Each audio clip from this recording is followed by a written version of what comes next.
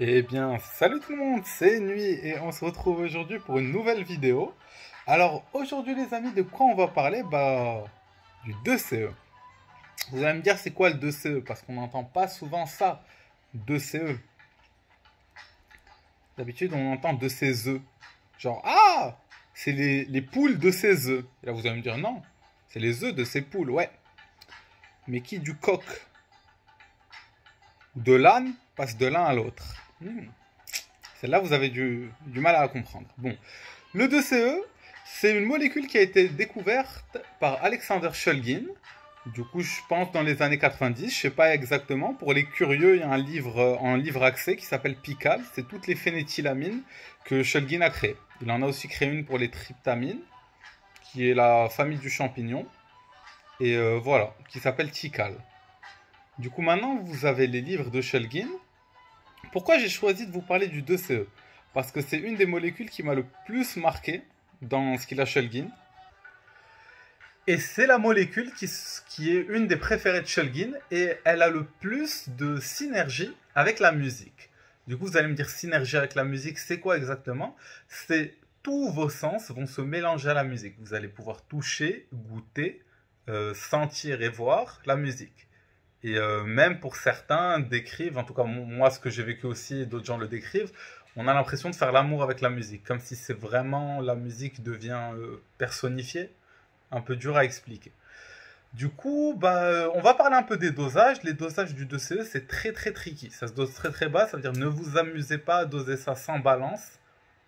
Je dirais qu'une dose normale, c'est aux alentours de 8 à peut-être 12 mg et que ça commence à être fort à partir de 14 et qu'en haut de 20, ça devient vraiment le niveau du heavy. Je dirais qu'en termes d'équivalence, 9 mg de CE, ça doit être 100 microgrammes à peu près. Voilà. La première fois que j'avais testé le 2CE, je pense que j'avais 19 ans et demi. Et putain, je dis et demi comme les petits enfants. J'ai 6 ans et 3 mois. Et si vous multipliez 6 ans et 3 mois par 3, ça fait quoi? Pas 19 ans et demi, 19 ans et 9 mois. Du coup, 3 mois plus tard que l'expérience se passe. Du coup, j'ai dû repartir dans le temps pour vous la raconter. Je teste le 2CE pour la première fois avec des amis. On a pris 7 mg, ce qui est une dose assez basse, mais juste à cette dosage-là, des trucs que j'avais pas énormément avec le LSD, comme les gens qui me regardent et tout, il y a toujours un peu, mais ça reste dans le domaine du doute possible. Alors que là, j'avais vraiment l'impression que tout le monde me regardait, que c'était exagéré. Et je me suis rendu compte que Shulgin décrit le 2CE comme la molécule avec laquelle on peut le plus se confronter à ces démons. C'est vraiment pas une molécule easy peasy à la 2CB, c'est vraiment un truc profond et sombre. L'origine moléculaire, il provient du cactus de la mescaline, c'est-à-dire qui aurait été extrait du Hoashuma, San Pedro ou d'un peyote. Voilà. Et j'avais pas eu énormément de visuels parce que le dosage était assez bas, mais je me rappelle à un moment j'étais assis en tailleur sur un truc et j'avais vraiment l'impression limite de flotter sur un dragon. C'était assez dur à expliquer. Mais je me rappelle qu'on était au week-end d'intégration et vers la fin du trip, quand il fallait ramener toutes ses affaires dans le bus, c'était une galère pas possible. De base, on avait pris 14 mg, on m'a dit on serait mort. Non, façon de parler, on aurait vraiment galéré à 14 mg. Je vais vous parler maintenant de l'expérience la plus puissante que j'ai eue sous 2CE. Alors ce jour-là, je n'avais pas seulement pris du 2CE, j'avais pris une omelette au touch, au shit, au cannabis. Du coup, j'avais mis une dose assez puissante, l'équivalent de 2 pets, peut-être 200-300 mg de shit dans une omelette. Ce qui est assez puissant. Si vous n'avez pas de tolérance au cannabis, faites pas ça. Et j'ai rajouté par-dessus 30-35 mg de 2CE. Et une demi-heure, une heure après, 20 mg de CB. Du coup, comparé à ce que j'ai pris de 2CE, le 2CB n'a pas changé grand-chose. Je pense qu'il a ajouté un peu de couleur, de visuel et peut-être un petit sentiment de chaleur, vu que le 2CE est plus froid. Et le cannabis a dû rajouter un peu de la profondeur, mais en même temps de la perte de repères. Voilà. Quand le trip a commencé à monter, j'avais pris l'omelette une heure avant. Et juste quand l'omelette est montée, je m'étais dit « Waouh !» C'est déjà puissant juste avec l'omelette. Et j'ai rajouté une dose héroïque de CE, qu'est-ce que ça va être? Je me rappelle que je m'étais retrouvé pendant la montée, sans le savoir, à partir dans une sorte de rituel étrange où je tournais en rond.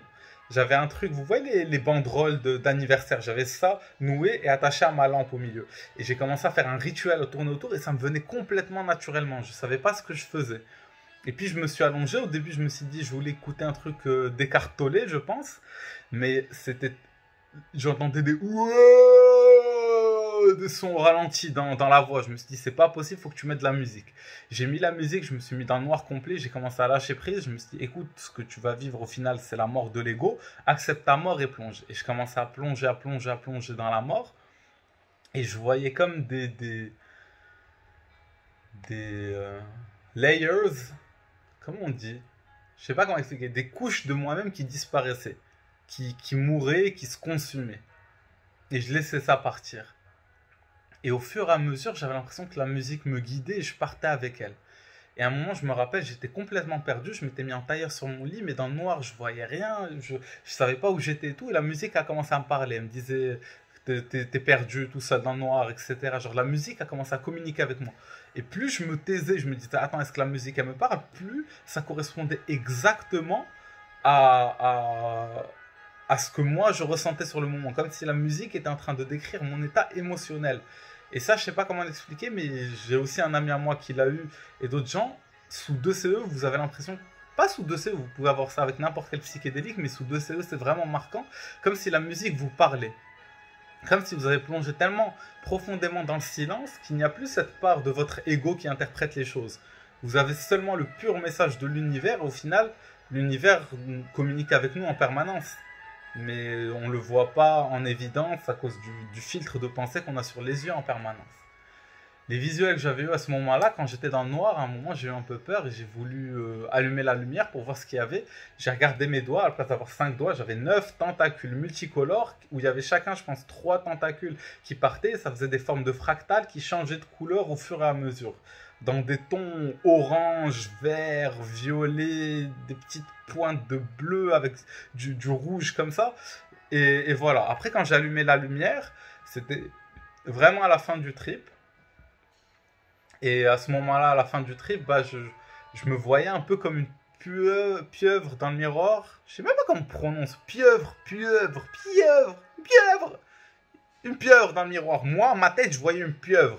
Mais pas vraiment. Genre, je voyais mon visage, mais dès que je me laissais me perdre mon regard dans le miroir, d'un seul coup, je devenais une sorte d'animal aquatique. Voilà.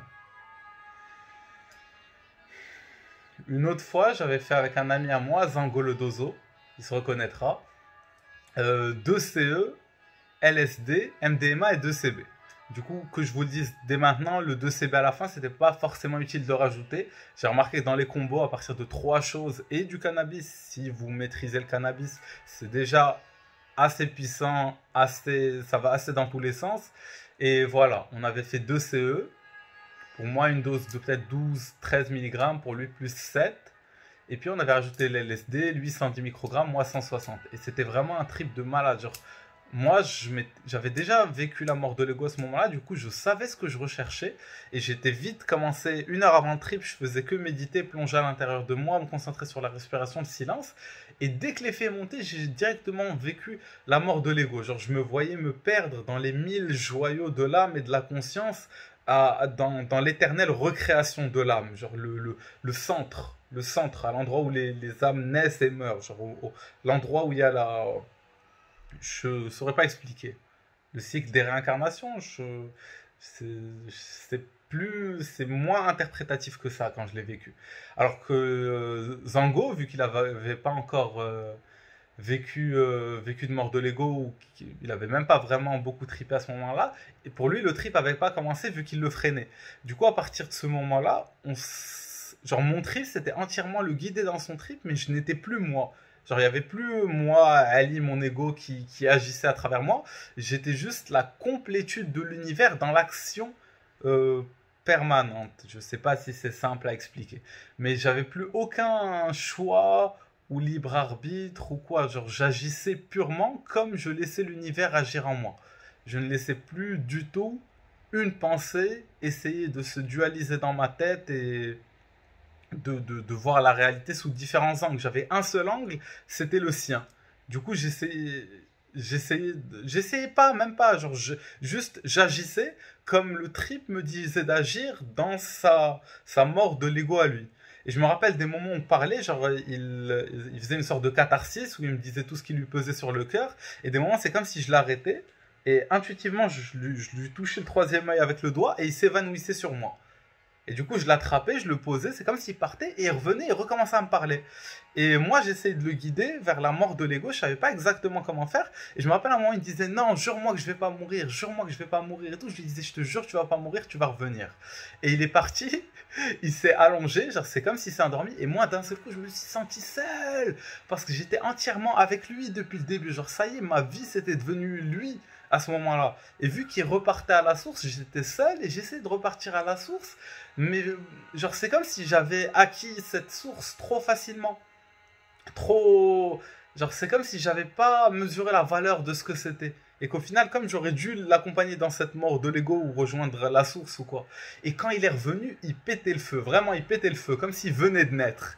Genre c'est comme s'il venait de naître et que tout ce que j'avais joué devant lui pour le faire partir à la mort de l'ego, comme s'il le jouait devant moi inconsciemment. Et il y avait des moments où je le voyais vraiment dans l'infini. Genre, je le regardais dans les yeux et d'un seul coup, c'était plus lui, c'était comme lui qui avait saisi tout le secret de l'univers, qui me faisait croire que c'est moi qui avais saisi ce secret-là. Genre, c'était vraiment un truc de fou, en fait. Voilà. Du coup, je vous ai raconté actuellement mes expériences, des combos. Les effets, à peu près, je vous les ai décrits. Les visuels, ça peut être vraiment des folies et ça accompagne la musique. Ah oui, une troisième expérience, tant qu'on est là. J'avais mélangé cette fois une grosse dose de 2CE avec du... Bon, faites pas ça chez vous. Avec d'une boomie, de l'LSD, du 2CC et du 2CB.